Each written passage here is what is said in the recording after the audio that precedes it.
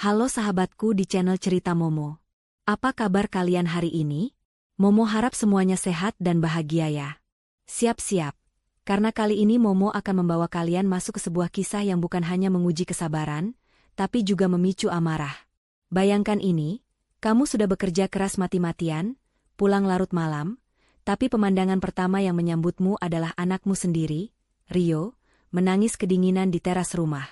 Lalu, sosok yang seharusnya menyayangi malah keluar dan berteriak, "Ini bukan rumahmu dan ibumu lagi. Pergi." Sakit? Pasti. Tapi, tokoh kita, Rima, memilih diam dan pergi. Mereka pikir mereka menang. Tapi mereka lupa, di balik kepergian yang sunyi, ada rencana pembalasan yang jauh lebih mematikan. Hanya dalam 3 hari, Bu mertua dan suami yang arogan itu langsung panik dan kehilangan segalanya. Bagaimana Rima bisa membalikkan keadaan secepat kilat? Dan kejutan apa yang membuat mereka sadar bahwa selama ini mereka diusir dari rumah milik Rima sendiri? Kisah ini akan mengajarkan kita bahwa kekayaan sejati bukanlah tentang apa yang terlihat, melainkan tentang siapa yang memegang kendali. Sebelum kita selami babak demi babak, jangan lupa like video ini sampai merah. Subscribe channel Cerita Momo dan nyalakan lonceng notifikasi agar kamu tidak ketinggalan kisah-kisah viral berikutnya. Komen di bawah, tulis nama, asal kota, dan kata hadir. Ayo kita mulai. Siapkan emosimu, karena kisah saat aku pulang kerja lembur akan segera terungkap. Dinginnya malam sudah merasuk ke tulang saat mobil Rima perlahan memasuki gerbang rumahnya. Jarum jam di dashboard menunjuk angka 9:15 menit. Udara Jakarta yang biasanya pengap kini terasa menusuk, seolah alam turut merasakan kesunyian yang mencekam. Pekerjaan lembur yang melelahkan di kantor kontraktor besar menuntut seluruh fokus Rima, namun energi yang tersisa selalu ia simpan untuk satu-satunya alasan ia bertahan. Putranya, Rio. Di jalanan perumahan elit itu, semua rumah tampak hangat dengan lampu temaram yang memancarkan keharmonisan. Namun, rumah Rima sendiri, yang seharusnya menjadi pelabuhan, justru terasa seperti sebuah monumen kemewahan yang dingin dan asing. Ia memarkir mobil di sisi jalan, tidak ingin membuat suara yang bisa memancing perhatian penghuni rumah. Rima sudah terlalu lelah untuk menghadapi omelan Bu Ratna, ibu mertuanya. Saat Rima melangkah mendekati teras, pandangannya langsung terpaku pada sebuah sosok kecil yang meringkuk di sudut, di bawah bayangan pilar. Sosok itu adalah Rio, putranya. Anak laki-laki berusia 7 tahun itu duduk di lantai marmer yang dingin, memeluk lututnya erat-erat. Bahunya berguncang pelan, tanda ia sedang menangis tanpa suara. Piyama tipis yang ia kenakan sama sekali tidak mampu melawan suhu malam. Dunia Rima seolah berhenti berputar. Semua rasa lelah, stres pekerjaan, dan tekanan dari klien lenyap seketika, tergantikan oleh gelombang panik dan kemarahan yang membakar. Ia berlari kecil, menjatuhkan tas kerja mahalnya tanpa peduli. Ia berlutut, memeluk tubuh Rio yang terasa sangat dingin. Bau air mata dan dinginnya angin langsung menyambutnya. Rio mendongak. Wajah kecilnya basah dan sembab. Suaranya pecah, parau. Ia langsung membenamkan wajahnya di dada Rima. Isaknya yang tertahan kini meledak menjadi tangisan keras yang memilukan. Rio merintih, ia takut, kedinginan, dan ingin masuk ke dalam. Rima mengusap punggung Rio, menahan suaranya agar tidak bergetar. Hatinya teriris. Ia tahu, pasti ada yang tidak beres. Ia menoleh ke pintu utama rumah. Lampu di ruang tamu dan ruang keluarga menyala terang. Dari balik jendela kaca besar, Rima bisa melihat siluet Bu Ratna dan Devi, iparnya, sedang duduk santai di sofa. Mereka sedang tertawa, menikmati acara televisi, seolah tidak ada apa-apa. Seolah-olah mereka tidak melihat seorang anak kecil, cucu dan keponakan mereka sendiri, dibiarkan kedinginan di luar. Rio menceritakan bahwa Eyang Bu Ratna marah-marah, karena ia tidak sengaja menumpahkan susu. Eyang Bu Ratna menyebutnya anak nakal dan menyuruhnya keluar, tidak boleh masuk sebelum ibunya pulang. Mendengar pengakuan Rio, darah Rima serasa mendidih. Ini bukan kali pertama Bu Ratna berlaku kejam, tapi membiarkan seorang anak kecil menangis sendirian di malam hari, itu melampaui batas kewajaran. Bu Ratna selalu menanamkan kebenciannya pada Rima dengan menjadikan Rio sebagai sasaran. Rima mengepalkan tangannya. Ia harus tetap tenang, demi Rio. Ia mengangkat tubuh anaknya, menggendongnya erat.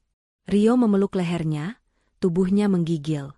Rima mendekati pintu, tangannya terangkat untuk mengetuk, tapi kemudian ia urungkan.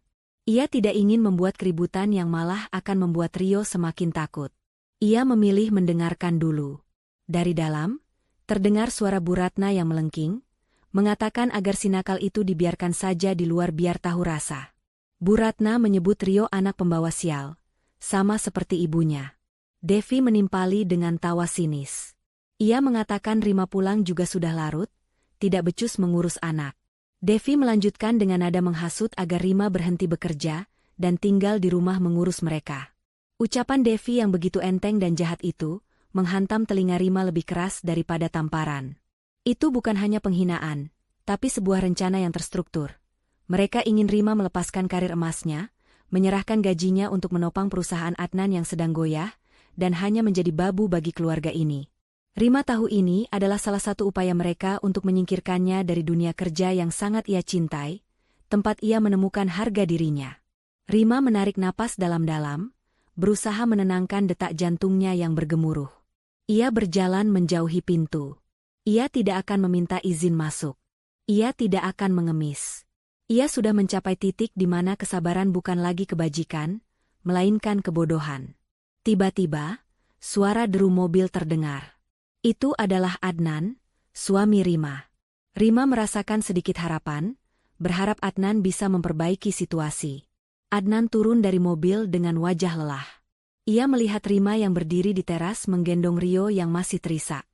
Sebelum Rima sempat menjawab, pintu depan terbuka dengan keras. Bu Ratna, yang mendengar suara Adnan, muncul dengan wajah garang, diikuti oleh Devi. Ekspresi Bu Ratna langsung berubah masam begitu melihat Rima. Bu Ratna berteriak menanyakan kenapa Rima pulang, dan menyebutnya tidak tahu diri. Ia bilang Rima pulang larut malam, dan membuat keributan di rumah orang. Adnan mencoba menengahi. Bu Ratna membentak Adnan agar diam dan tidak ikut campur. Kemudian ia berteriak keras, kata-kata yang dilontarkan seperti peluru panas. Ini bukan rumahmu dan ibumu lagi. Pergi. Teriakan itu bergema di malam sunyi, membuat Rio yang ada di pelukan Rima kembali terisak ketakutan. Rima menatap tajam pada Bu Ratna, kemudian ke Adnan. Ia mencari sedikit saja pembelaan, sedikit saja keberanian dari suaminya. Tapi yang ia temukan hanyalah mata Adnan yang menghindar, wajahnya yang panik dan ketakutan, seperti biasa lebih takut pada amarah ibunya daripada penderitaan istri dan anaknya. Adnan hanya diam, membiarkan Rima dipermalukan. Momen itu adalah pemutusnya. Pukulan dingin dari Bu Ratna dan pengkhianatan senyap dari Adnan. Rima mengalihkan pandangannya dari wajah-wajah yang penuh kebencian itu. Ia tidak akan membuang kata-kata lagi pada mereka yang buta dan tuli. Ia memeluk Rio lebih erat. Ia mengangguk pelan, seolah mengiyakan perintah Bu Ratna, namun dengan makna yang berbeda. Ia tidak akan hanya pergi dari rumah ini, tapi pergi dari hidup mereka, selamanya. Ia hanya diam, dan bergegas pergi dari rumah itu. Ia berbalik, melangkah menjauhi pintu terkunci dan wajah-wajah yang penuh kemenangan di belakangnya. Ia berjalan menuju mobilnya. Bu Ratna dan Devi terus menertawakannya, mengira mereka telah berhasil mengusirnya. Adnan, suaminya, tetap berdiri diam di ambang pintu, menyaksikan kepergiannya tanpa mengucapkan sepatah kata pun. Rima membuka pintu mobilnya, memindahkan Rio ke kursi belakang, menyelimutinya dengan jaket tebal yang selalu ia simpan di sana. Ia menghapus air mata Rio, mencium keningnya, dan berbisik bahwa ia tidak perlu takut karena mereka akan ke tempat yang jauh lebih baik. Rima masuk ke kursi pengemudi. Ia menyalakan mesin. Namun, sebelum menginjak gas, ia melihat kembali ke rumah itu. Rumah mewah yang ia bantu bayar cicilannya, rumah yang menjadi sarang kebohongan dan kekejaman. Tatapan Rima kini tidak lagi berisi kepedihan, melainkan tekad yang dingin dan menusuk. Ia tahu, mereka tidak akan pernah menduga apa yang akan menimpa mereka dalam waktu dekat. Mereka tidak tahu bahwa selama ini, Rima adalah arsitek finansial di balik tirai, dan keruntuhan mereka sudah ia persiapkan dengan sangat matang. Malam itu, Rima bukan diusir. Ia sedang melarikan diri, membawa kunci kejatuhan mereka bersamanya. Rima memutar setir, meninggalkan rumah itu dalam bayangan pekat, membawa Rio ke tempat yang aman, rumah sahabatnya, Sinta. Di dalam mobil, tangisan Rio perlahan mereda. Kehadiran Rima sudah cukup menjadi selimut hangat bagi putranya. Rima terus mengemudi, melintasi jalanan lengang yang menjadi saksi bisu atas kegetiran yang baru saja ia alami. Meskipun tangannya terasa gemetar, pikirannya justru bekerja dengan sangat jernih dan terstruktur. Ini adalah malam penentuan. Momen yang selama ini ia antisipasi. Ia sudah menduga bahwa kesabaran Bu Ratna pada akhirnya akan meledak dan mencapai titik terburuk. Pikirannya kembali pada Pak Karta. Pria parubaya itu bukan sekadar pengacara biasa. Ia adalah seorang ahli hukum korporat dan konsultan keuangan yang sangat Rima percayai. Sejak 2 tahun lalu, ketika Rima mulai menyadari betapa parahnya kebobrokan finansial Adnan yang ditutupi oleh Bu Ratna, Rima sudah menemui Pak Karta. Mereka merancang sebuah strategi, pembekuan, yang sempurna. Rima, dengan gajinya yang sangat besar dan posisinya di perusahaan kontraktor ternama, telah mengamankan sebagian besar aset pribadinya, bahkan yang ia dapatkan selama pernikahan, dalam bentuk investasi berisiko rendah yang tidak bisa dijangkau Adnan atau Bu Ratna. Lebih jauh lagi, Rima juga menggunakan namanya, yang tidak pernah dicurigai oleh keluarga mertuanya, untuk menalangi beberapa pinjaman perusahaan Adnan, tentu saja dengan perjanjian rahasia yang mengikat. Tujuannya sederhana, agar ketika saatnya tiba, ia bisa menarik semua yang ia berikan dan menyebabkan keruntuhan total yang tidak bisa mereka perbaiki. Rima mengambil ponselnya. Rio sudah tertidur pulas di belakang. Ia mengirim pesan singkat kepada Pak Karta. Isinya hanya 2 kata, kode yang mereka sepakati, malam dingin. Tidak sampai 1 menit, ponsel Rima bergetar. Balasan dari Pak Karta singkat dan efisien, proses berjalan. Pagi ini semua akan terblokir. Seketika, ketegangan di bahu Rima sedikit mengendur, tergantikan oleh rasa lega bercampur dinginnya tekad. Ia tahu, saat ini di bank dan kantor notaris, tim Pak Karta sedang bekerja. Rekening tabungan Adnan yang Rima kelola, kartu kredit yang atas nama Rima tapi digunakan Adnan untuk gaya hidupnya, dan yang paling penting, jalur pembayaran utama untuk pemasok material penting perusahaan Adnan. Semua akan dibekukan, dikunci, atau dialihkan ke rekening cadangan yang tidak terdeteksi. Bu Ratna dan Adnan selama ini hidup dalam ilusi kemewahan. Mereka percaya bahwa uang selalu ada karena Rima selalu menutupi kekurangan. Mereka tidak pernah repot-repot memahami bahwa Rima adalah jangkar yang menahan kapal mereka dari tenggelam. Begitu jangkar ditarik, kapal itu akan terombang-ambing dan hancur di tengah badai finansial yang sudah mereka ciptakan sendiri. Rima membelokkan mobilnya ke kompleks perumahan Sinta, sahabatnya. Sinta adalah satu-satunya orang yang mengetahui seluruh rencana Rima, termasuk alasan Rima bertahan selama ini, mengumpulkan bukti, menempatkan aset, dan menunggu momen yang tepat. Ia tiba di rumah Sinta. Sahabatnya itu sudah menunggu di teras, wajahnya terlihat cemas. Rima turun dari mobil, menggendong Rio yang masih terlelap. Sinta tidak banyak bicara, hanya memeluk Rima dengan erat.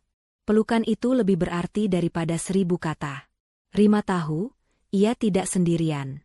Sinta kemudian menyuruh Rima untuk membawa Rio ke kamar tamu yang sudah dihangatkan selimutnya. Setelah menidurkan Rio dengan hati-hati, Rima dan Sinta duduk di dapur, ditemani secangkir teh panas. Rima menceritakan detail pengusiran itu, tentang Rio yang dibiarkan menangis di teras, dan teriakan Bu Ratna. Sinta mendengarkan, matanya berkaca-kaca. Sinta mengatakan bahwa mereka sudah kelewatan, dan sudah saatnya Rima bertindak. Rima membenarkan dan mengatakan ia sudah menghubungi Pak Karta, dan operasi, malam dingin, sudah berjalan. Rima melanjutkan bahwa besok pagi, mereka akan menghadapi kekacauan finansial terbesar dalam hidup mereka. Ada nada dingin yang asing dalam suaranya. Rima yang selama ini penuh kehangatan, kini berubah menjadi seorang pejuang yang dingin. Rima kemudian menjelaskan bagian terpenting dari rencananya. Besok, ia akan menghubungi kantornya dan mengambil cuti yang sudah lama ia simpan. Ia tidak akan muncul di hadapan Bu Ratna dan Adnan. Ia akan membiarkan mereka panik dan merangkak, mencari tahu apa yang terjadi dengan rekening dan perusahaan mereka. Ia ingin mereka merasakan ketidakberdayaan yang sama, bahkan jauh lebih parah, daripada yang ia rasakan malam ini melihat Rio kedinginan. Rima juga meminta Sinta untuk membantunya mengamankan beberapa dokumen penting yang tersisa di rumahnya, dokumen terkait legalitas dan kepemilikan yang selama ini ia rahasiakan.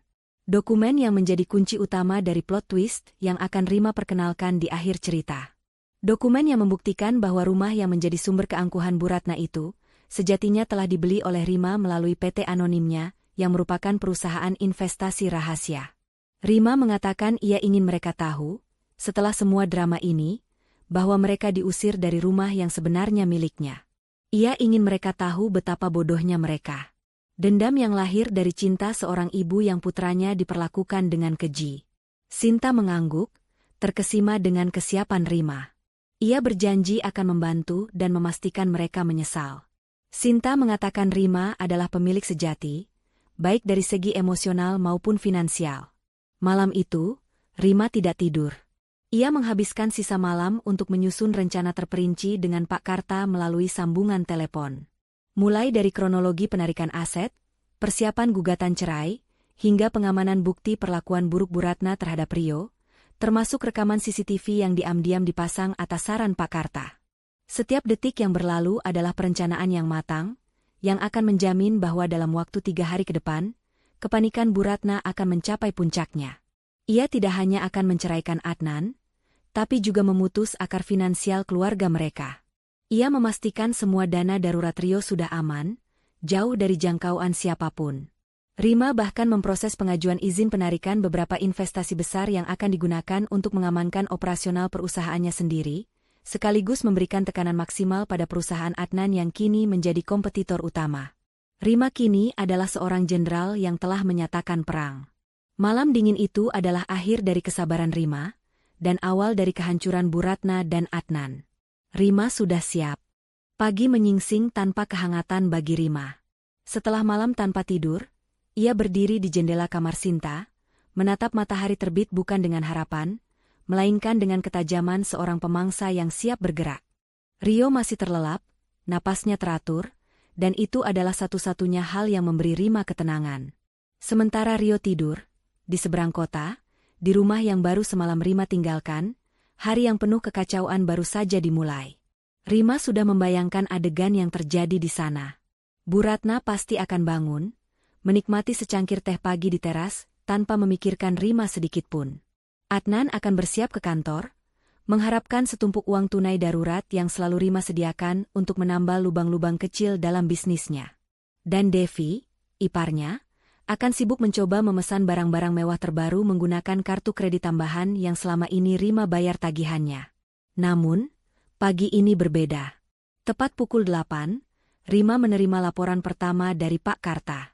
Timnya sudah menyelesaikan semua blokir dan penarikan yang direncanakan.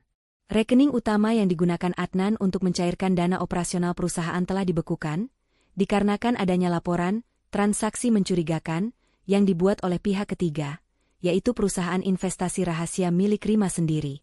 Kartu-kartu kredit tambahan atas nama Adnan dan Devi, yang terhubung ke rekening Rima, telah dinonaktifkan permanen. Bahkan, tagihan listrik, air, dan internet di rumah itu yang selama ini Rima bayar langsung melalui sistem otomatis, telah ia setel ke mode manual payment only, dan ia memastikan pembayaran untuk bulan ini telah ia batalkan. Kekacauan yang diharapkan Rima dimulai dari hal-hal kecil yang selalu mereka anggap remeh. Sekitar pukul 9, ponsel Rima mulai bergetar dengan panggilan masuk berulang dari Adnan. Rima mengabaikannya. Ia membiarkan ponselnya bergetar di atas meja kaca, menyaksikan nama Adnan muncul dan hilang, muncul dan hilang. Ia tidak ingin mendengar alasan atau kebohongan. Ia ingin mendengar kepanikan. Pukul 10, panggilan pertama datang dari Bu Ratna. Suaranya terdengar marah, belum panik. Bu Ratna hanya menanyakan mengapa kartu kredit Devi tidak bisa digunakan di pusat perbelanjaan, dan menuntut Rima segera memperbaikinya. Rima menghela napas, menekan tombol tolak. Ia tersenyum tipis. Kemarahan adalah langkah pertama. Pukul 11, tingkat urgensi berubah. Adnan menelepon lagi, kali ini dengan nada yang terdengar lebih mendesak. Ia mengatakan ada masalah besar di kantor. Pemasok material vital mereka, PT Jaya Abadi, menolak mengirimkan barang karena pembayaran tertunda dan rekening perusahaan tiba-tiba tidak bisa diakses. Adnan menanyakan apakah Rima sudah mengurusnya. Seolah Rima adalah sekretaris pribadinya yang bertanggung jawab atas setiap kegagalan finansial mereka. Rima tetap diam, membiarkan Adnan merasa tercekik oleh masalahnya sendiri. Sementara itu, Rima menyibukkan diri dengan hal yang lebih penting, menjamin masa depan Rio. Ia menelepon sekolah Rio, memberitahu bahwa Rio akan mengambil cuti panjang dan mendaftarkannya ke sekolah internasional yang jauh lebih baik, tempat yang lingkungan sosialnya akan melindungi Rio dari pengaruh buruk keluarga Adnan. Tindakan ini adalah penegasannya bahwa ia telah menarik diri sepenuhnya dari kehidupan lama. Menjelang siang, panggilan dari rumah semakin intens. Kali ini, Devi menelepon. Ia menangis histeris. Ia tidak bisa menggunakan kartu untuk membayar tagihan salon, dan sedang dipermalukan di depan umum. Devi menuduh Rima sengaja melakukan sabotase. Rima tersenyum dingin. Sabotase? Bukan, ini adalah penarikan diri dari peran sebagai mesin ATM keluarga. Kepanikan sesungguhnya datang setelah makan siang. Adnan dan Bu Ratna, yang merasa terdesak, akhirnya memutuskan untuk pergi ke bank. Mereka yakin ini hanyalah kesalahan sistem. Namun, di bank, mereka dihadapkan pada kenyataan pahit yang disampaikan oleh petugas bank, bahwa pembekuan rekening dilakukan atas permintaan dari pihak kreditor mayoritas karena adanya indikasi penyelewengan dana pinjaman. Mereka kembali ke rumah dengan wajah pucat. Di pintu, mereka disambut oleh kegelapan. Listrik rumah mati.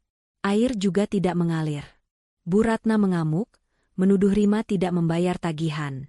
Devi menangis karena wifi mati. Kekacauan kecil ini, yang seharusnya tidak berarti bagi keluarga kaya, justru menjadi simbol keruntuhan, sebab mereka terlalu terbiasa hidup bergantung pada orang lain. Pukul 4 sore, Adnan akhirnya mengirimkan pesan yang membuat Rima menguatkan tekadnya. Pesan itu tidak berisi permohonan maaf, melainkan ancaman. Adnan mengancam akan mengambil paksa Rio jika Rima tidak segera mencairkan dana. Ancaman itu adalah kesalahan fatal. Rima tidak membalas pesan itu, melainkan langsung meneruskannya ke Pak Karta sebagai bukti tambahan untuk gugatan cerai dan hak asuh. Pak Karta menjamin bahwa dengan adanya bukti pengusiran semalam dan ancaman ini, hak asuh Rio akan jatuh sepenuhnya ke tangan Rima. Menjelang petang, Rima, ditemani Sinta, mengambil langkah yang berisiko namun vital. Rima mengenakan pakaian kasual, kacamata hitam, dan topi, menyamar dengan hati-hati. Ia harus kembali ke rumah itu untuk mengambil beberapa barang penting Rio dan dokumen rahasia yang tersimpan di brankas tersembunyi. Mereka tiba di perumahan yang gelap karena pemadaman. Mobil Bu Ratna terparkir di depan. Rima dan Sinta menyelinap masuk melalui pintu samping yang selalu rusak. Di dalam, suasana mencekam. Rumah itu gelap, bau keringat dan masakan dingin memenuhi udara. Bu Ratna dan Devi terdengar sedang bertengkar di dapur. Sementara Adnan duduk di ruang tamu dalam kegelapan, merokok dengan gelisah. Rima dan Sinta bergerak cepat ke kamar Rima dan Adnan. Mereka mengemas pakaian Rio, mainan kesayangan, dan beberapa perhiasan Rima yang tidak ia investasikan. Saat Rima membuka lemari pakaian, ia merasakan pahitnya pengkhianatan lagi. Di balik tumpukan kemeja Adnan, terselip sebuah map tebal. Rima membukanya dan menemukan salinan perjanjian pinjaman perusahaan Adnan yang disembunyikan. Di sana tertulis jelas bahwa Bu Ratna telah menjaminkan beberapa aset berharga milik keluarga besar tanpa sepengetahuan Adnan, untuk menutupi utang yang jauh lebih besar dari yang Rima duga. Kekacauan finansial mereka lebih parah dari perkiraan Rima. Yang terpenting, Rima bergerak ke brankas tersembunyi di balik lukisan. Ia membuka brankas itu dan mengambil dokumen kepemilikan PT Anantaraya. Dokumen inilah yang memegang kartu as, yang menunjukkan bahwa Rima adalah pemilik sejati rumah itu. Ia menggenggam map itu erat-erat. Dokumen ini adalah mahkotanya. Saat mereka beranjak keluar, suara Bu Ratna semakin dekat. Rima bersembunyi di balik koridor. Bu Ratna berjalan sambil menggerutu, mencari lilin. Rima bisa mendengar setiap kata-kata kejam yang keluar dari mulut mertuanya. Bu Ratna menyumpahi Rima, menyebutnya menantu tidak tahu diri yang hanya bisa menyusahkan. Bu Ratna mengatakan, ia lebih baik melihat Rima dan Rio hidup menderita di jalanan, daripada harus meminta maaf pada menantu miskin itu. Mendengar sumpah serapah itu, Rima menguatkan hatinya. Tidak ada sedikit pun penyesalan atau belas kasihan tersisa di hatinya. Ia membiarkan Bu Ratna dan Adnan terus hidup dalam kepalsuan mereka untuk 3 hari ke depan. Rima tahu, besok hari ketiga, Pak Karta akan mengirimkan surat resmi yang akan mengubah amarah mereka menjadi kepanikan yang sesungguhnya. Rima dan Sinta berhasil keluar tanpa terdeteksi. Mereka kembali ke mobil, lega dan penuh kemenangan. Rima telah meninggalkan rumah itu untuk kedua kalinya. Yang pertama dengan kepedihan, yang kedua dengan rencana balas dendam yang dingin. 3 hari telah berlalu sejak malam dingin itu. Kepanikan Adnan dan Bu Ratna sudah mencapai puncaknya. Mereka sekarang berada di titik di mana mereka tidak bisa membayar makanan, tidak bisa mengisi bensin mobil mewah mereka, dan tidak bisa lagi menutupi kebobrokan perusahaan mereka dari dunia luar. Pagi berikutnya, Rima akan memastikan kepanikan itu berubah menjadi kehancuran total. Ia sudah siap untuk mengirimkan pukulan terakhir. Rima menyandarkan punggung ke jok mobil, memejamkan mata. Ia telah menukar kehangatan rumah yang palsu dengan ketenangan hati yang sejati. Perjalanan untuk menjadi pemilik tunggal kebahagiaannya telah dimulai. Ia tidak lagi peduli dengan apa yang dipikirkan Bu Ratna dan Adnan. Ia hanya fokus pada Rio, dan pada dokumen rahasia di tasnya, yang akan memastikan bahwa keadilan akan ditegakkan dengan cara yang paling ironis dan mematikan. Ia menyalakan mobil, meninggalkan lingkungan yang kini terasa asing itu, menuju kehidupannya yang baru. Tidak ada lagi mundur. Semua sudah sesuai rencana. Bu Ratna akan panik, dan Rima akan menyaksikannya dari kejauhan. 3 hari berlalu sejak Rima pergi membawa Rio, meninggalkan Adnan dan Bu Ratna dalam kegelapan yang sesungguhnya. Jika hari pertama diisi dengan amarah dan hari kedua dengan frustrasi, maka hari ketiga adalah hari kepanikan yang tak tertahankan. Pagi itu di rumah yang gelap dan senyap, bau apek mulai terasa karena lemari es mati dan sampah yang menumpuk. Bu Ratna terbangun dengan sakit kepala hebat. Ia merasa tubuhnya tidak nyaman karena harus tidur tanpa pendingin udara.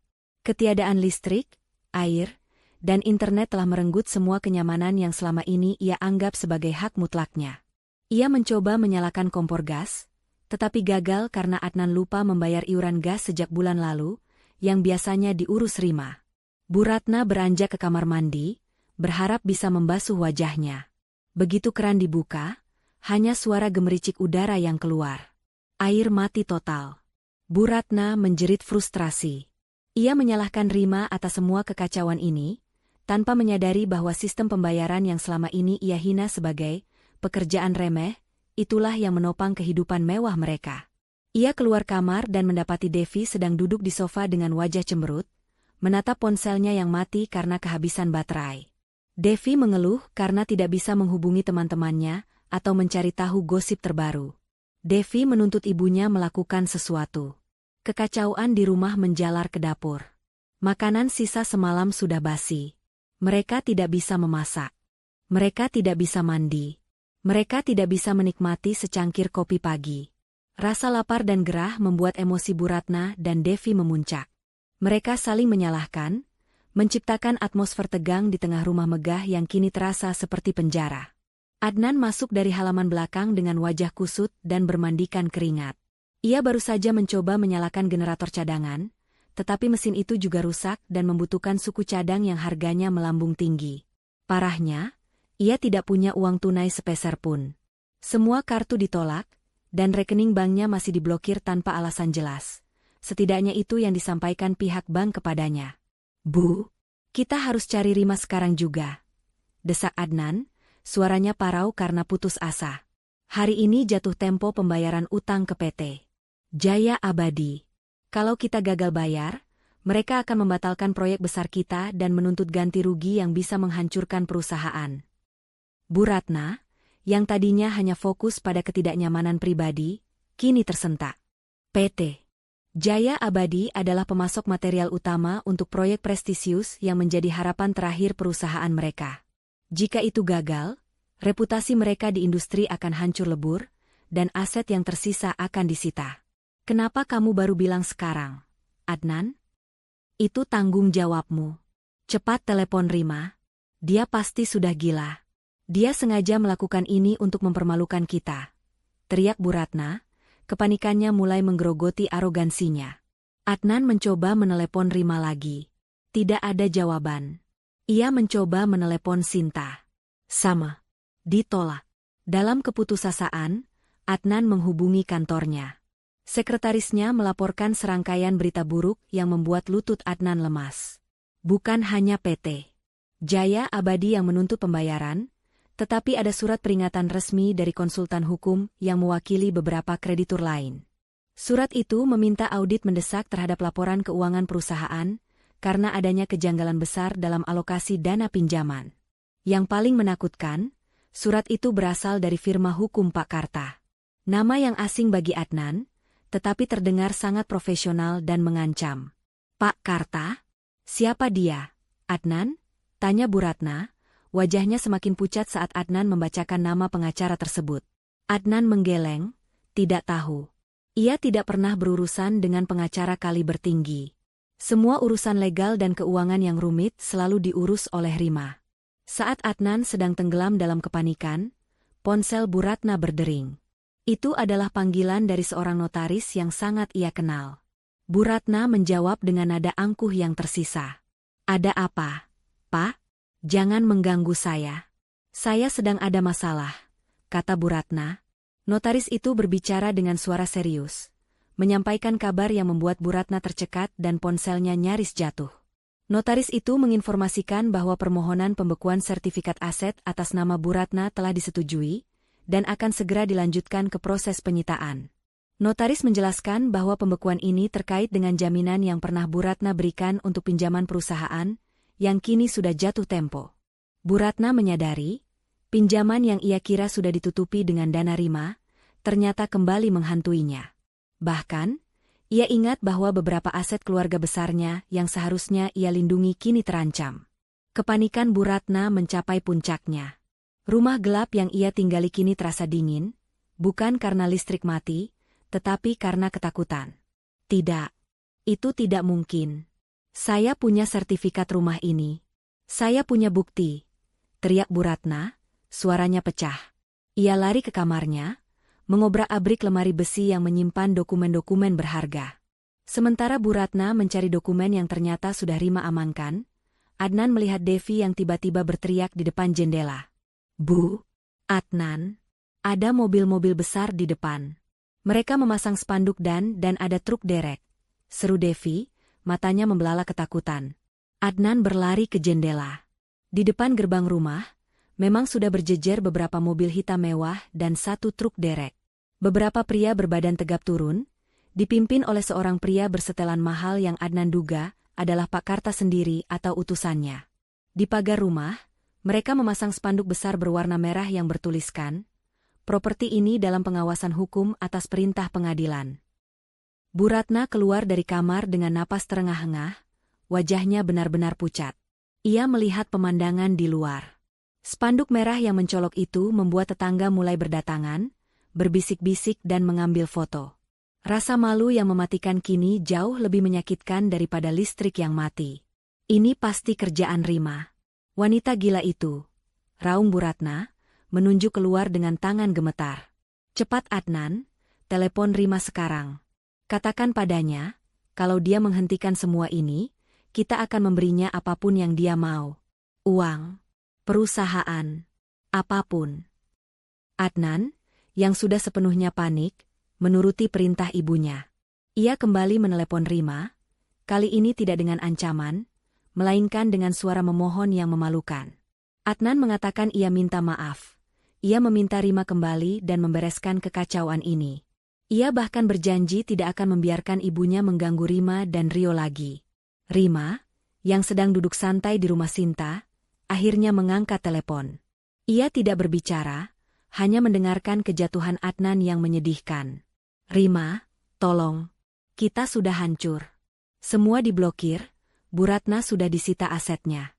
Tolong hentikan Pak Karta. Dia mengancam akan menghancurkan perusahaan kita. Demi Rio, Bu. Pulanglah, kita akan mulai lagi dari awal, pinta Adnan. Rima mendengarkan setiap patah kata itu. Tidak ada ketulusan, hanya keputusasaan yang lahir dari kehilangan kekayaan. Rima menarik napas panjang. Ia hanya mengucapkan satu kalimat, sebuah pernyataan dingin yang menusuk. Kekacauan itu adalah hasil perbuatan kalian sendiri, Adnan. Aku tidak akan pernah kembali ke tempat di mana anakku dibiarkan menangis kedinginan di teras. Urus urusanmu sendiri. Dan sampaikan pada Ibu Bu Ratna, persiapkan diri untuk kejutan yang lebih besar. Sampai jumpa di pengadilan. Rima menutup telepon. Di seberang sana, Adnan menjatuhkan ponselnya ke lantai. Teriakan putus asa Bu Ratna dan tangisan histeris Devi mengiringi Adnan yang kini berdiri tak berdaya di depan jendela, melihat para pria berjas hitam itu mulai melangkah masuk, siap menyita properti yang mereka yakini adalah milik mereka. Kepanikan sudah sempurna. Rima telah berhasil membalikkan keadaan dalam 3 hari. Sekarang, saatnya ia mengambil langkah selanjutnya. Konfrontasi langsung dengan kekuatannya sendiri. Meskipun kekacauan di rumah Adnan sudah mencapai puncaknya, bagi Rima, hari keempat setelah pengusiran adalah hari kerja yang tenang dan penuh strategi. Ia tiba di kantor Pak Karta, sebuah penthouse di kawasan bisnis elit Jakarta, yang menawarkan pemandangan kota yang dingin dan metropolitan. Rima tidak datang sebagai klien yang memohon, melainkan sebagai seorang eksekutif yang sedang melakukan koordinasi dengan penasihat hukumnya. Pak Karta menyambut Rima di ruangannya yang minimalis dan elegan. Pria parubaya itu menunjukkan raut wajah puas. Ia telah menjalankan tugasnya dengan sempurna. Meja kerjanya penuh dengan berkas tebal, termasuk surat-surat dari bank, notaris, dan pengadilan yang mengesahkan semua langkah yang telah Rima ambil. Semua sudah berjalan, Bu Rima, ujar Pak Karta. Pembekuan rekening pribadi Adnan sudah permanen. Begitu juga dengan akses Devi. Dan yang paling krusial, default pada pinjaman perusahaan membuat kami, sebagai perwakilan kreditur, berhak menunjuk auditor untuk mengambil alih sementara manajemen finansial PT milik Adnan. Dalam istilah sederhana, mereka kehilangan kontrol atas uang mereka, Bu. Rima mengangguk. Ia tidak merasakan euforia, hanya kepuasan yang dingin. Lalu, bagaimana reaksi mereka saat tim Bapak datang ke rumah, Pak? Pak Karta tersenyum tipis. Sangat dramatis, seperti yang kita duga. Bu Ratna histeris, menuduh kami penipu. Adnan mencoba menyogok tim kami. Tapi begitu spanduk pengawasan hukum dipasang, mereka langsung panik. Saat ini, mereka terjebak di rumah gelap tanpa uang, dan tidak bisa kemana-mana karena rekening bensin Adnan juga sudah kami blokir. Rima mendengarkan, matanya terpaku pada selembar kertas yang diletakkan Pak Karta di depannya. Surat gugatan cerai yang sudah lengkap. Ia mengambil pena, dan tanpa ragu, menandatangani dokumen itu. Langkah formal terakhir untuk melepaskan dirinya dari ikatan pernikahan yang sudah lama mati. Gugatan cerai segera kita daftarkan hari ini, Bu. Kita juga akan memasukkan permohonan hak asuh tunggal, menggunakan bukti pengusiran Bu Ratna, ancaman Adnan, dan laporan perlakuan buruk terhadap Rio yang sudah kita kumpulkan dari pengasuh sebelumnya.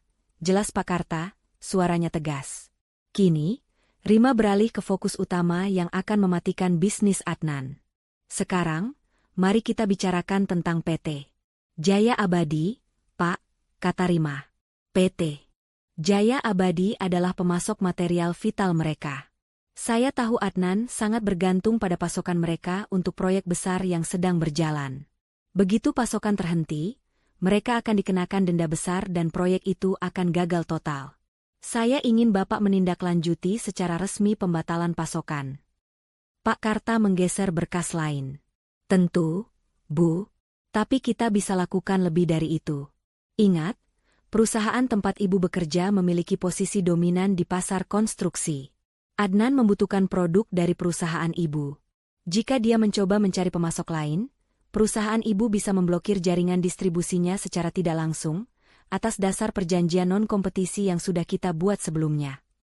Rima tersenyum, mengagumi kecerdikan Pak Karta. Posisi Rima di perusahaan besar itu selama ini menjadi rahasia yang ia jaga dari Adnan dan keluarganya, seolah ia hanyalah karyawan biasa. Padahal, Rima memegang posisi eksekutif yang sangat berpengaruh, dan dialah yang menginisiasi perjanjian strategis yang kini menjadi jerat bagi bisnis Adnan. Lakukan, Pak Karta. Hentikan semua jalur logistik mereka, perintah Rima. Saya ingin mereka tahu bahwa saat ini, setiap pintu yang mereka ketuk akan tertutup rapat, dan semua itu terjadi karena ulah mereka sendiri. Pertemuan strategis itu berlangsung selama berjam-jam. Rima dan Pak Karta membahas setiap detail dari langkah hukum yang akan mereka ambil. Mulai dari penarikan mobil mewah Adnan yang sebagian besar dibeli dengan dana pinjaman Rima, hingga pembekuan rekening dana pensiun Bu Ratna yang ternyata juga dijaminkan tanpa sepengetahuan yang jelas. Di tengah diskusi, Rima tiba-tiba teringat satu hal yang ia lupakan dalam kepanikannya. Ia mengeluarkan amplop tebal berisi dokumen kepemilikan PT Anantaraya, perusahaan investasi anonim miliknya, dan meletakkannya di meja. "Ini adalah kartu as kita, Pak," kata Rima, nada suaranya berubah misterius. "Rumah yang mereka klaim milik keluarga dan menjadi tempat saya dan Rio diusir, ternyata sudah saya beli 5 tahun lalu, secara diam-diam melalui PT Anantaraya ini. Saya hanya menyewakannya kembali kepada Adnan tanpa pernah dia tahu bahwa penyewaannya terikat pada perjanjian kredit jangka panjang yang kini sudah default."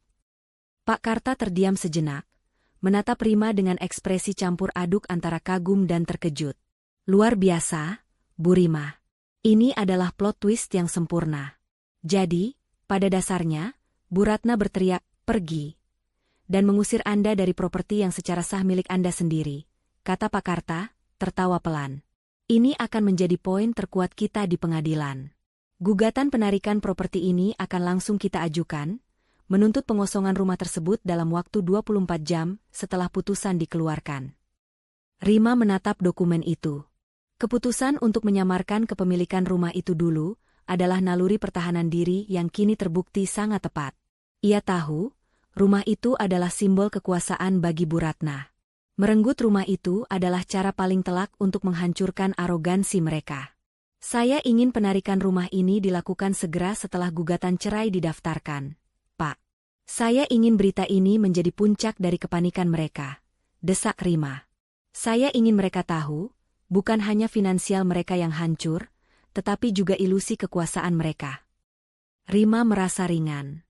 Beban bertahun-tahun yang ia pikul sebagai istri yang menurut dan menantu yang sabar, kini terangkat. Ia tidak lagi peduli pada gosip atau pandangan orang. Ia hanya fokus pada keadilan untuk dirinya dan Rio. Setelah menyelesaikan semua rencana hukum, Rima menelepon Sinta. Sahabatnya itu melaporkan bahwa Rio sudah mulai ceria kembali, menikmati hari-harinya jauh dari suasana tegang di rumah lama. Rima berjanji akan menjemput Rio malam itu juga dan membawanya ke sebuah apartemen aman yang sudah Rima siapkan, jauh dari jangkauan Adnan dan Bu Ratna. Saat Rima meninggalkan kantor Pak Karta, langkahnya terasa lebih mantap. Di luar, dunia berjalan seperti biasa. Namun Rima tahu bahwa di balik layar, ia telah menarik tuas besar yang akan menjatuhkan Adnan dan keluarganya dari tahta palsu mereka. Surat gugatan cerai sudah didaftarkan. Aksi penarikan aset sedang berjalan. Dan kartu as tentang kepemilikan rumah sudah ada di tangan Pak Karta. 3 hari kepanikan Bu Ratna hanyalah permulaan. Babak penarikan total dan konfrontasi telah dimulai. Rima tidak akan berhenti sampai ia melihat penyesalan tulus di mata mereka. Atau setidaknya, sampai mereka benar-benar kehilangan segalanya. Sementara Rima menjalani hari-harinya di apartemen baru yang tenang bersama Rio, terbebas dari jeratan toksik family, di seberang kota, kehidupan Adnan dan Bu Ratna sudah mencapai titik nadir. Mereka sudah memasuki minggu kedua sejak Rima pergi, dan kepanikan kini berubah menjadi keputusasaan yang merusak.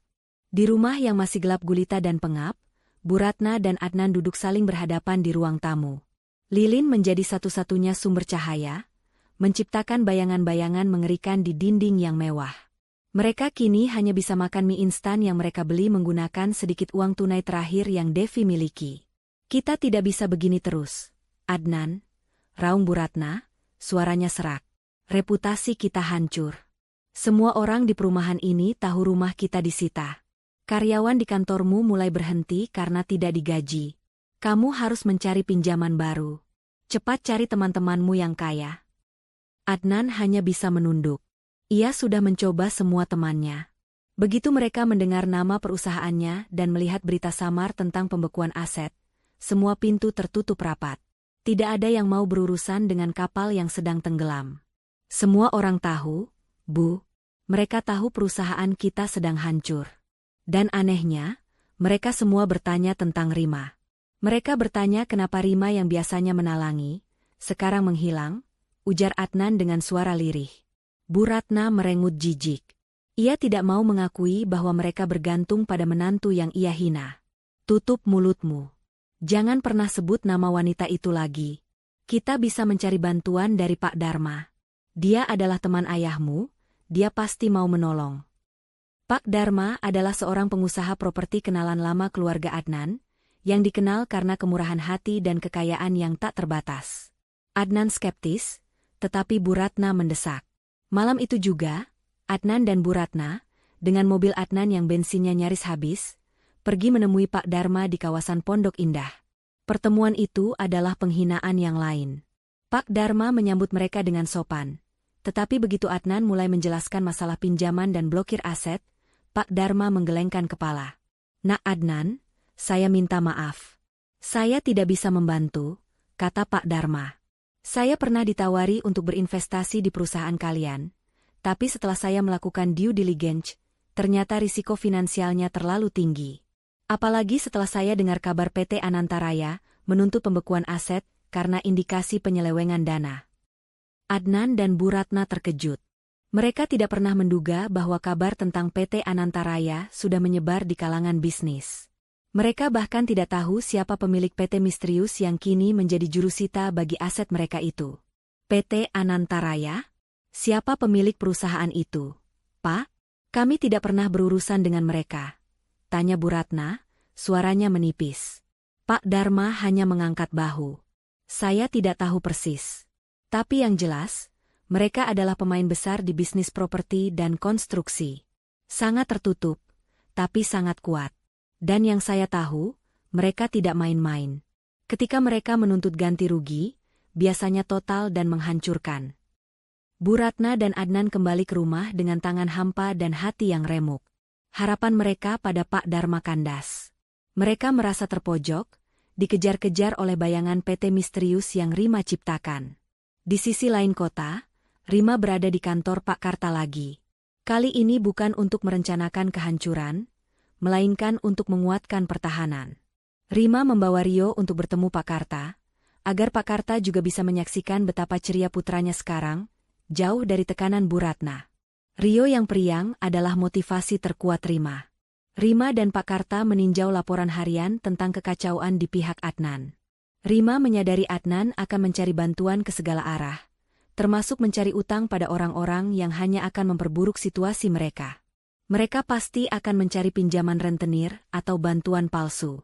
Ini adalah kelemahan mereka, kata Rima, sambil menyeruput kopi. Saya hanya ingin memastikan, di saat mereka merasa mendapatkan harapan palsu, kita harus segera memukul balik dengan gugatan cerai. Pak Karta menyetujui. Tepat sekali, Bu. Saat ini, mereka tidak punya daya tawar. Mereka hanya punya utang. Kita akan mengirimkan surat panggilan sidang resmi, bersamaan dengan surat perintah pengosongan rumah. Rima memikirkan Adnan. Ia tidak membenci Adnan sebesar ia membenci Bu Ratna, tetapi ia muak dengan kelemahan dan pengkhianatan suaminya. Adnan selalu memilih ibunya, bahkan ketika melihat putranya menderita. Rima tahu, bagi Adnan, satu-satunya cara untuk menyelamatkan diri adalah meminta Rima kembali. Tiba-tiba, Adnan menelepon Rima lagi. Rima meminta Pak Karta yang mengangkatnya, menggunakan mode loudspeaker. Adnan langsung memohon. Ia mengatakan Bu Ratna sedang sakit, Devi histeris, dan ia sudah tidak punya uang lagi. Ia memohon Rima untuk mencabut blokir rekening, berjanji akan mengurus Bu Ratna, dan tidak akan membiarkan Rima disakiti lagi. Saya hanya minta waktu 3 hari, Bu Rima. Tolong, pinta Adnan. Rima mengambil alih telepon dari Pak Karta. Suaranya datar. Sudah kubilang, Adnan. Tidak ada lagi kembali. Rio aman bersamaku. Dan kamu? Kamu harus menghadapi konsekuensinya sendiri. Adnan, yang sudah kehabisan akal, mencoba kartu terakhirnya. Rima, kalau kamu tidak mau membantu, setidaknya beritahu aku. Siapa PT Anantaraya itu? Aku bisa bernegosiasi dengan mereka. Mereka menuntut ganti rugi yang besar, aku bisa melunasi sebagian kalau aku tahu siapa mereka. Rima tersenyum tipis. Oh, jadi sekarang kamu mau tahu siapa musuhmu yang sebenarnya, Adnan? Sayang sekali, kamu tidak perlu repot-repot mencari. Sampai jumpa di pengadilan, Adnan. Kamu akan tahu semua kebenaran di sana. Rima menutup telepon. Di sisi Adnan, ia kembali jatuh ke dalam lubang keputusasaan yang lebih dalam. Ia tidak mendapatkan bantuan dari Pak Dharma, dan Rima menolak mentah-mentah permintaannya. Ia merasa dikepung oleh musuh tak terlihat bernama PT Anantaraya. Ketenangan Rima, yang kini bisa melihat Rio tertawa tanpa rasa takut, adalah hasil dari perencanaan yang matang, ketegasan, dan penarikan diri total dari drama yang tidak sehat. Ia tidak lagi peduli dengan harta Adnan, ia hanya peduli pada kebahagiaan Rio. Rima menyadari, ia telah membayar mahal kebebasannya, tetapi setiap sen dari harga itu sangatlah berharga. Ia menunggu dengan tenang. Saat surat panggilan sidang dan pengosongan rumah sampai di tangan Adnan, babak baru dari kehancuran mereka akan dimulai.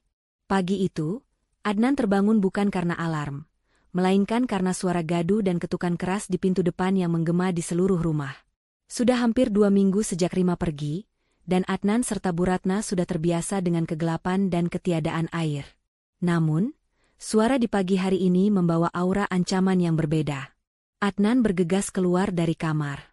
Bu Ratna sudah berdiri di ambang pintu, wajahnya pucat pasi, rambutnya acak-acakan. Ia belum sempat mandi atau berdandan sejak listrik mati, dan penampilannya sangat jauh dari citra sosialita yang selalu ia banggakan. Devi menyusul dari kamarnya, matanya sembab karena kurang tidur dan kelaparan. Dari balik jendela, mereka melihat beberapa mobil hitam mewah, yang kali ini dilengkapi mobil operasional berwarna putih yang bertuliskan, Jurusita Pengadilan. Sejumlah petugas, dipimpin oleh seorang pria berjas hitam yang sangat formal, berdiri di teras. Pria itu memegang map merah yang tebal. Adnan, cepat lihat. Mereka datang lagi. Ini pasti kerjaan Rima. Cepat usir mereka. Bu Ratna berteriak histeris. Ia masih yakin bahwa semua ini hanyalah gertakan yang bisa diselesaikan dengan uang. Adnan membuka pintu, berusaha memasang wajah berwibawa yang selama ini ia tiru dari ayahnya, meski kini ia hanyalah pria yang tidak berdaya. Ada urusan apa lagi ini? Saya sudah bilang, semua masalah pembayaran akan segera diselesaikan, kata Adnan, berusaha menahan suara agar tidak gemetar. Pria berjas hitam itu, yang ternyata adalah utusan resmi dari Pak Karta, tidak membuang waktu. Ia menyerahkan map merah itu. Kami datang untuk melaksanakan perintah pengadilan negeri. Ini adalah surat perintah pengosongan dan penyitaan aset atas nama Bu Ratna dan saudara Adnan, terkait tunggakan pinjaman yang dijamin dengan properti ini. Bu Ratna merebut map itu dari tangan Adnan. Ia membacanya dengan cepat, matanya membesar saat melihat meterai dan tanda tangan hakim. Di sana tertulis jelas bahwa properti ini resmi disita dan harus dikosongkan dalam waktu 1x24 jam.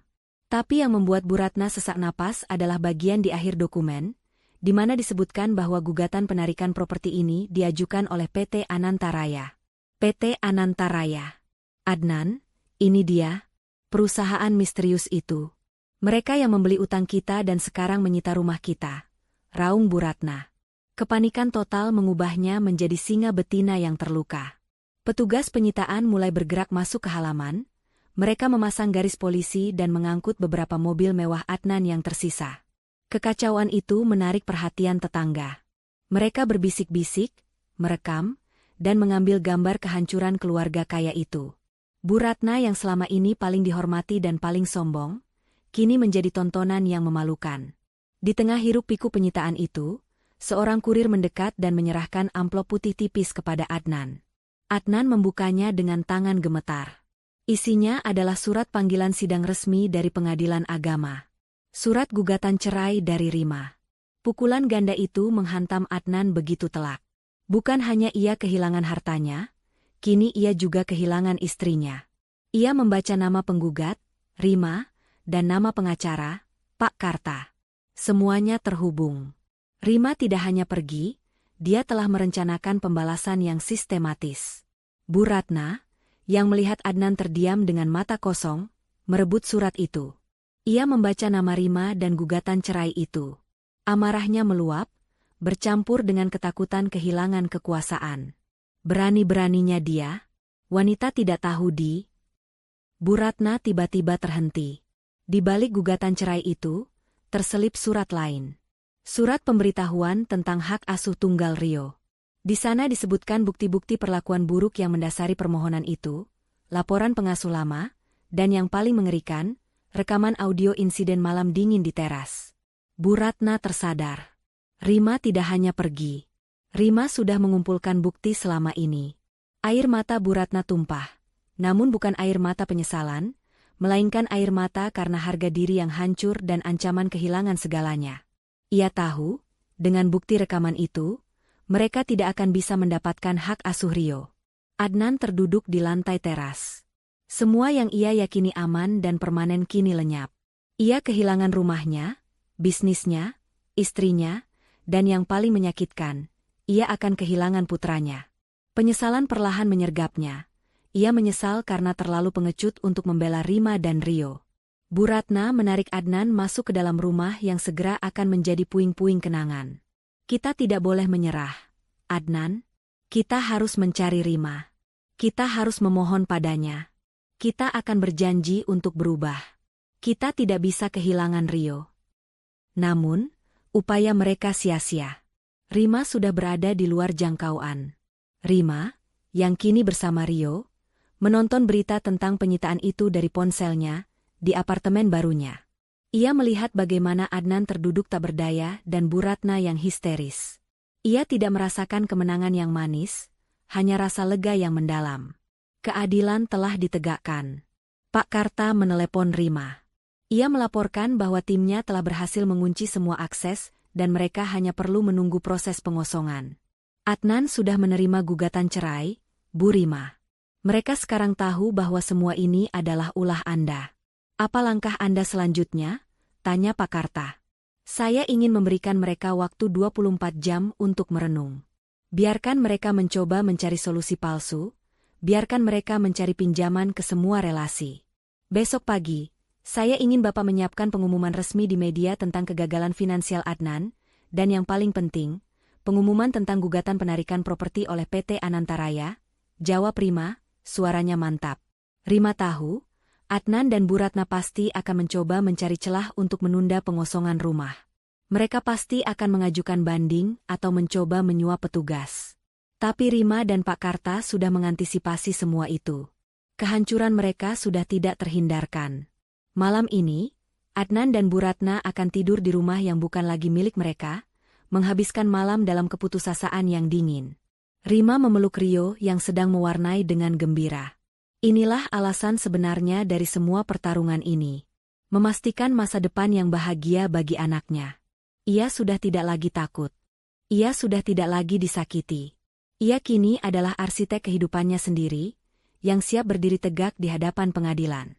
Pagi sidang pertama perceraian Rima dan Adnan tiba. Ruang sidang pengadilan agama terasa dingin dan formal, dipenuhi dengan ketegangan yang menyesakan. Rima masuk dengan langkah tegap, ditemani oleh Pak Karta, yang membawa tumpukan berkas yang menjamin kemenangan mereka. Rima mengenakan setelan bisnis yang elegan, memancarkan aura profesionalisme dan kemandirian yang selama ini ia sembunyikan. Di sisi lain ruangan, Adnan duduk dengan bahu terkulai, mengenakan pakaian yang tampak kusut. Di sebelahnya, Bu Ratna duduk tegak, mencoba mempertahankan sisa-sisa kehormatan keluarganya, meskipun wajahnya tampak lelah dan matanya menunjukkan kurang tidur. Devi tidak ikut, mungkin karena terlalu malu untuk menghadapi sorotan publik dan tetangga yang penasaran. Sidang dimulai. Setelah pembacaan gugatan cerai oleh Rima yang menuntut perpisahan, nafkah anak, dan hak asuh tunggal, giliran Pak Karta yang menyampaikan bukti-bukti mereka. Pak Karta memulai dengan memaparkan kronologi pengusiran Rima dan Rio pada malam dingin itu. Ia menunjukkan rekaman audio yang dengan jelas merekam teriakan Bu Ratna yang mengusir Rima dan mencaci maki Rio, serta ketiadaan pembelaan dari Adnan. Rekaman itu diputar di ruang sidang, menciptakan keheningan yang mematikan. Wajah Bu Ratna memerah menahan amarah, sementara Adnan menundukkan kepala, diliputi rasa malu yang tak tertahankan. Bukti-bukti ini, Yang Mulia Hakim, ujar Pak Karta dengan suara lantang, menunjukkan lingkungan rumah tangga yang tidak sehat, penuh kekerasan emosional, dan pengabaian terhadap anak di bawah umur. Ini adalah alasan krusial mengapa klien kami, Bu Rima, harus mendapatkan hak asuh tunggal. Pengacara Adnan, seorang pria yang tampak kurang pengalaman, mencoba membela diri. Ia mengklaim bahwa Rima tidak berhak menuntut nafkah atau aset karena Rima adalah istri yang meninggalkan rumah. Ia juga menuduh Rima melakukan sabotase finansial terhadap perusahaan Adnan karena dendam. Saat itulah Rima bangkit. Ia meminta izin kepada hakim untuk berbicara secara langsung, bukan hanya sebagai penggugat, tetapi sebagai pihak yang memiliki fakta keuangan yang sebenarnya. Hakim mengizinkan. Rima berdiri tegak. Ia tidak meninggikan suaranya, tetapi setiap kata yang keluar terdengar jelas dan penuh otoritas. Yang mulia hakim, izinkan saya meluruskan tentang tuduhan, sabotase, dan meninggalkan rumah, kata Rima. Selama bertahun-tahun, saya bukan hanya seorang istri, melainkan penopang finansial utama keluarga ini. Gaji saya, yang saya hasilkan dari posisi eksekutif di perusahaan konstruksi ternama, selalu saya gunakan untuk menutupi kerugian dan utang suami saya, demi menjaga nama baik keluarga. Bu Ratna mendengus, mencoba menyela, tetapi hakim segera menenangkannya. Suami saya, Adnan, dan ibu mertua saya, Bu Ratna, hidup dalam ilusi kemewahan dan kekuasaan, sementara perusahaan mereka sendiri berada di ambang kebangkrutan. Mereka mengira saya hanyalah mesin uang yang bisa mereka buang setelah tidak lagi berguna, lanjut Rima. Rima kemudian beralih ke poin yang paling mengejutkan. Mengenai tuduhan sabotase. Saya tidak menyabotase. Saya hanya menarik dukungan dan dana yang sah milik saya. Dan tentang aset yang mereka banggakan, khususnya properti yang saat ini sedang dalam proses penyitaan, ada satu rahasia yang perlu diungkapkan. Rima menoleh, menatap Adnan dan Bu Ratna, yang kini menatapnya dengan rasa ingin tahu dan ketakutan yang bercampur. Adnan dan Bu Ratna sudah menerima surat perintah pengosongan dari PT Anantaraya, sebuah perusahaan investasi yang membeli seluruh utang yang dijaminkan dengan rumah itu. Mereka mengira PT Anantaraya adalah musuh bisnis besar yang tidak mereka kenal. Namun, hari ini, di hadapan Yang Mulia Hakim, saya akan mengungkapkan identitas pemilik PT Anantaraya yang sesungguhnya. Rima mengambil map dari Pak Karta, map yang berisi dokumen-dokumen PT Anantaraya. Ia menatap Adnan dan Bu Ratna lekat-lekat, memberikan jeda dramatis yang membuat suasana sidang semakin tegang. Yang Mulia Hakim, dan kepada pihak tergugat, saya adalah pemilik tunggal dan pendiri dari PT Anantaraya. Pengakuan Rima meledak seperti bom di ruang sidang. Bu Ratna menjerit pelan, Adnan tersentak, dan pengacara mereka tampak kebingungan. Rima melanjutkan, suaranya tenang, menjelaskan plot twist yang telah ia persiapkan matang-matang. 5 tahun lalu, ketika saya mencurigai adanya penyelewengan dana besar, saya menggunakan PT Anantaraya untuk membeli secara diam-diam rumah yang saat ini kami tinggali, yang tadinya milik keluarga Adnan, melalui mekanisme lelang utang yang disamarkan.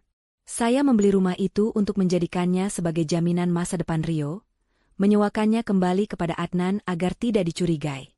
Artinya, ketika Bu Ratna berteriak, "Ini bukan rumahmu. Pergi," dia sedang mengusir saya dan cucunya dari rumah saya sendiri. Bu Ratna bangkit dari kursinya, menunjuk Rima dengan tangan gemetar.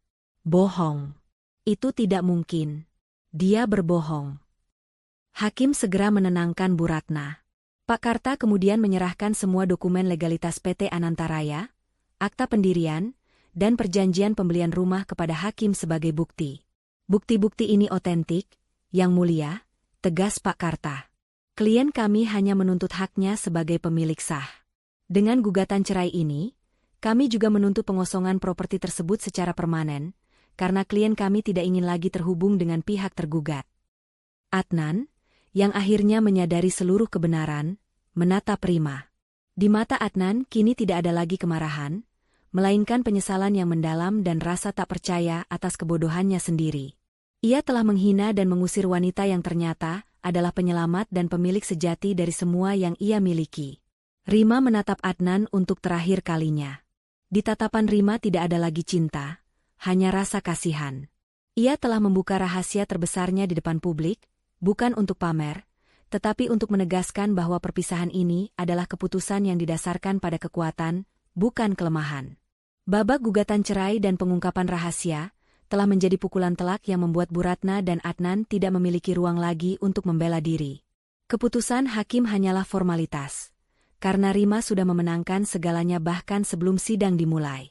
Pasca pengungkapan Rima sebagai pemilik PT Anantaraya di ruang sidang, suasana di persidangan selanjutnya terasa seperti pengadilan eksekusi. Adnan dan Bu Ratna tidak mampu lagi menghadirkan pembelaan yang berarti.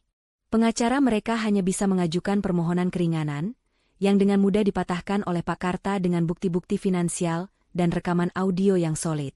Momen puncak konfrontasi terjadi di lorong pengadilan, sesaat sebelum pembacaan putusan. Bu Ratna, yang kini kehilangan semua kekuasaan, menerobos kerumunan kecil dan langsung menghadang Rima.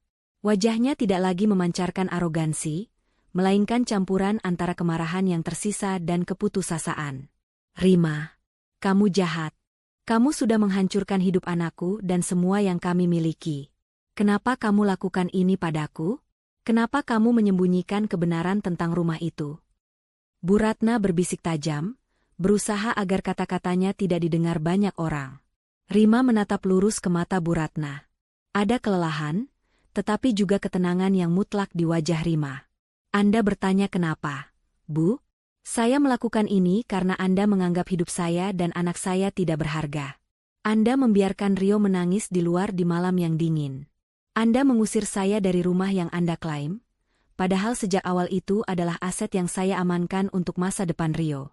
Saya tidak menghancurkan, Bu. Saya hanya mengambil kembali apa yang memang milik saya. Adnan mendekat. Ia tidak lagi membela ibunya, hanya menatap Rima dengan mata penuh penyesalan. Rima, aku tahu aku salah. Aku pengecut. Aku buta. Aku minta maaf. Tolong, jangan ambil Rio dariku. Beri aku kesempatan untuk menjadi ayah yang lebih baik. Permintaan maaf Adnan terdengar tulus, tetapi sudah terlalu terlambat. Rima menggelengkan kepala. Permintaan maafmu tidak akan mengubah fakta, Adnan. Rekaman itu membuktikan kamu lebih takut pada ibumu daripada penderitaan anakmu. Kesempatanmu sudah habis di malam kamu berdiri diam di ambang pintu. Rima menoleh kepada Pak Karta, mengisyaratkan bahwa konfrontasi telah berakhir. Tak lama kemudian, hakim kembali masuk dan membacakan putusan. Gugatan cerai Rima terhadap Adnan dikabulkan. Hak asuh tunggal Rio jatuh sepenuhnya kepada Rima, mengingat bukti kuat pengabaian dan kekerasan emosional yang dialami anak tersebut di bawah pengawasan keluarga Adnan dan Bu Ratna. Pembatalan semua aset yang dibekukan dan penyitaan properti dinyatakan sah, dan Adnan serta Bu Ratna diwajibkan mengosongkan rumah tersebut secara permanen karena kepemilikan sah berada di bawah PT Anantaraya milik Rima. Palet hakim diketuk, mengakhiri sidang dan juga pernikahan Rima. Bu Ratna menjerit putus asa. Adnan hanya bisa berdiri kaku, menyadari bahwa ia kini telah kehilangan segalanya. Istri, anak, harta, dan rumah. Rima keluar dari ruang sidang dengan langkah ringan. Ia telah memenangkan bukan hanya kasus hukum, tetapi juga kebebasannya. Konfrontasi terakhir telah usai, dan Rima kini siap melangkah ke babak baru, meninggalkan kehancuran Adnan dan Bu Ratna sebagai konsekuensi dari perbuatan mereka sendiri. Beberapa bulan berlalu sejak palet hakim diketuk, mengesahkan perceraian Rima dan penyitaan properti. Bagi Rima, kehidupan baru sudah dimulai, penuh dengan ketenangan dan kesuksesan bersama Rio. Namun, bagi Adnan dan Bu Ratna, putusan itu adalah awal dari kehancuran total. Adnan dan Bu Ratna terpaksa mengosongkan rumah yang kini resmi diakui sebagai milik Rima melalui PT Anantaraya. Mereka pindah ke sebuah rumah kontrakan kecil di pinggiran kota, jauh dari kemewahan dan lingkungan sosialita yang selama ini menjadi udara bagi Bu Ratna. Devi, yang tidak tahan dengan kondisi hidup yang sulit, memilih pergi dan mencari pekerjaan di kota lain, meninggalkan ibu dan kakaknya yang kini terpuruk. Perusahaan Adnan, tanpa suntikan dana Rima dan blokir total dari jaringan pemasok, resmi dinyatakan bangkrut. Semua aset disita untuk melunasi utang, meninggalkan Adnan tanpa pekerjaan, tanpa reputasi, dan tanpa uang sepeser pun. Adnan, yang terbiasa hidup mewah, kini harus menerima kenyataan pahit bekerja serabutan hanya untuk membayar sewa kontrakan yang kecil. Bu Ratna, yang selama ini hidup dalam kemewahan, kini menjadi sangat rentan. Ia mencoba menghubungi teman-teman lamanya, tetapi semua menjauh, takut terjerat masalah finansial dan malu dengan berita kejatuhan yang menyebar cepat di kalangan elit. Ia harus memasak sendiri, mencuci sendiri, dan tinggal di rumah yang panas tanpa pendingin udara dan air yang stabil. Kehidupan ini adalah hukuman yang jauh lebih berat daripada denda finansial. Di tengah kesulitan itu, penyesalan mulai merayap perlahan ke dalam hati Adnan. Ia sering termenung, teringat pada malam dingin ketika ia berdiri diam, membiarkan Rio menangis dan Rima pergi. Ia menyadari bahwa bukan Rima yang menghancurkannya, melainkan kelemahan dan ketidakpeduliannya sendiri. Penyesalan itu datang terlambat, setelah ia kehilangan semua yang berharga. Suatu sore, Adnan melihat Rima di televisi. Rima diwawancarai sebagai salah satu eksekutif wanita paling berpengaruh di sektor konstruksi, membahas proyek baru yang bernilai triliunan. Rima tampak cerah, sukses, dan penuh kebahagiaan. Melihat kesuksesan mantan istrinya itu, Adnan merasakan sakit yang menusuk. Ia menyadari betapa bodohnya ia membuang berlian demi mempertahankan batu kerikil bernama arogansi dan keegoisan ibunya. Sementara itu, Bu Ratna jatuh sakit karena stres dan perubahan gaya hidup yang drastis. Ia meratap, bukan karena menyesal telah menyakiti Rio dan Rima, tetapi karena ia kehilangan status sosialnya. Kejatuhan finansial mereka tidak hanya merampas harta benda, tetapi juga memutus semua hubungan yang bersifat semu. Babak ini adalah pembalasan yang paling tulus. Menyaksikan penyesalan yang terlambat datang, dan kehancuran finansial total yang membuat mereka kehilangan segalanya, termasuk satu sama lain. 1 tahun berlalu. Kehidupan Rima dan Rio telah mencapai harmoni sempurna. Rio tumbuh menjadi anak yang cerdas dan ceria, kini bersekolah di sekolah terbaik, jauh dari bayang-bayang masa lalu yang kelam. Rima, yang kini resmi menjadi CEO di salah satu divisi perusahaannya, membeli sebuah penthouse baru yang jauh lebih megah, namun ia tetap mempertahankan rumah yang ia sita dari Adnan. Rima memutuskan untuk merenovasi total rumah lama itu, bukan untuk ditinggali, melainkan untuk sebuah proyek amal yang diselenggarakan oleh perusahaannya, sebuah rumah singgah untuk ibu tunggal dan anak-anak korban KDRT. Tindakan ini adalah penegasan bahwa tempat yang pernah menjadi sarang kekejaman, kini diubah menjadi sumber perlindungan dan harapan. Suatu hari, saat Rima melakukan kunjungan ke lokasi renovasi rumah lama, ia berpapasan dengan Adnan. Adnan bekerja sebagai buruh harian di proyek konstruksi di dekat perumahan elit itu. Pakaiannya lusuh, tubuhnya kurus, dan wajahnya dipenuhi rasa lelah. Ia melihat Rima turun dari mobil mewah dengan Rio, yang mengenakan seragam sekolah yang rapi. Adnan memberanikan diri mendekat. Rima menunggu, matanya tenang. "Rima," sapa Adnan, suaranya pelan dan penuh keraguan. Aku melihat rumah itu. Kamu benar-benar mengubahnya." Rima hanya mengangguk. "Ya, itu adalah proyek baruku. Mengubah kenangan pahit menjadi harapan." Adnan menatap Rio sejenak. Rio terlihat sangat bahagia. Itu yang terpenting. Ia tidak lagi menuntut hak asuh atau uang, hanya mengakui kebahagiaan putranya. "Aku dengar kamu yang membeli rumah ini, Rima. Melalui PT itu. Kenapa kamu tidak pernah bilang?" Rima membiarkan pertanyaan itu menggantung di udara. Ia kemudian menjawab, bukan dengan amarah, melainkan dengan ketenangan seorang pemenang. "Aku tidak memberitahumu, Adnan, karena selama ini kamu dan ibumu terlalu sibuk melihat uangku, bukan usahaku. Kamu terlalu sibuk dengan arogansimu dan tidak pernah melihatku sebagai mitra. Kamu hanya melihatku sebagai bank, dan begitu, bank, itu kamu usir. Kamu baru sadar bahwa bank itu adalah pemilik sah dari semua yang kamu pijak." Adnan menundukkan kepala. Ia mengakui, penyesalannya sudah terlambat. Ia menerima konsekuensi dari kepengecutannya. Ia tidak lagi menyalahkan Rima, ia menyalahkan dirinya sendiri. Sementara itu, nasib Bu Ratna jauh lebih buruk. Tanpa dukungan Adnan, ia tidak mampu bertahan hidup sendiri dan terpaksa pindah ke rumah kerabat jauh di luar kota, hidup dalam kondisi serba kekurangan. Ia kehilangan semua status sosialnya dan menjadi bahan pergunjingan yang memalukan. Kemenangan Rima tidak hanya menjadikannya kaya, tetapi memulihkan harkat dan martabatnya. Rima kini memegang mahkota sejati, mahkota kesuksesan, mahkota kebebasan, dan mahkota sebagai ibu yang mampu melindungi anaknya. Ia dan Rio memulai kehidupan yang sepenuhnya baru di istana yang ia bangun sendiri. Ia membuktikan bahwa kekuatan seorang wanita bukan terletak pada seberapa lama ia bisa bertahan dalam penderitaan, tetapi pada keberaniannya untuk pergi dan membangun kembali tahta sendiri.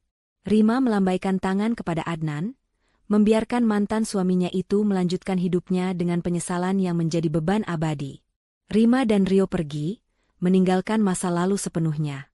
Kisah ini berakhir dengan Rima yang berdiri di puncak, tidak pernah lagi melihat ke belakang, menuju masa depan yang cerah dan penuh martabat. Harga diri dan ketenangan seorang ibu tidak ternilai harganya. Jangan pernah biarkan kesabaranmu menjadi kebodohan, karena pembalasan terbaik adalah pergi dan kembali sebagai pemilik sejati dari takdirmu.